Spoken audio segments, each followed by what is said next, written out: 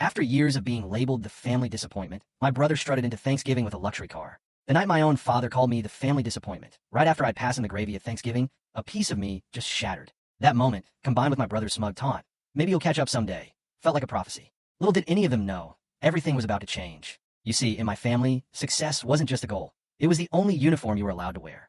My dad, Mr. Sterling, ran a high-power financial firm, a titan in his own mind. My mom, well, she was the kind of woman who'd judge your entire life by the car you drove. And then there was Mark, my older brother. He was their golden boy, perfectly molded for their world. For his 21st birthday, he got a brand new, glossy white BMW, just a casual six-figure car. Dad surprised him in the driveway, and I, Leo, the younger brother, was there filming it. "You're good with phones, Leo," my dad said dismissively. I was 19, working 2 part-time jobs, and my own car was a dented old Civic with 1 working window. When I congratulated Mark, he threw an arm around me, that familiar pat on the back. "Don't worry, little bro," he said. "Maybe one day you'll get there." He meant it kindly, I think, but it landed like a slap across the face. Mark got everything. A fully paid-for condo downtown, a cushy job at Dad's firm right out of college, a $5,000 watch for graduation. Me? I wasn't even invited to his graduation dinner. Mom said it was more of a business networking thing, and I probably wouldn't fit in. That was my life story.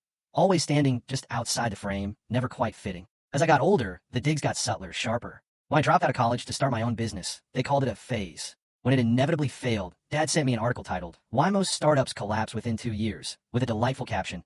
Interesting read. Mom would tell her friends I was still figuring things out, which was her polite way of saying unemployed. At family gatherings, Mark would chime in, "Hey, Leo, how's that next big idea coming along?" It was always followed by his girlfriend, Chloe's giggle, and my mom's pitying glance. I learned to laugh it off. Arguing only confirmed their narrative. Bitter, sensitive, unsuccessful Leo. While Mark posted photos from corporate retreats in Hawaii, I was coding in my tiny apartment at 2 a.m. One night, Dad called. "Leo, you should come work for me for a few years," he suggested. "Learn something real." I politely declined. "Suit yourself," he grunted, hanging up. I heard the disappointment in his voice. Not anger, just that quiet, condescending pity that cut deeper than any shout ever could. The real turning point started a few months before that fateful Thanksgiving. I've been quietly working on a small tech platform. Nothing fancy at first, just a tool to automate customer data for local businesses. But it grew faster than I expected. Suddenly, investors were calling. I didn't tell my family, not because I wanted to hide it, but because I knew exactly how it would go. They'd either mock it or, worse, offer patronizing support, waiting for it to fail. I wanted to build something on my own terms, something real, without the constant shadow of my dad's firm or Mark's perfect resume.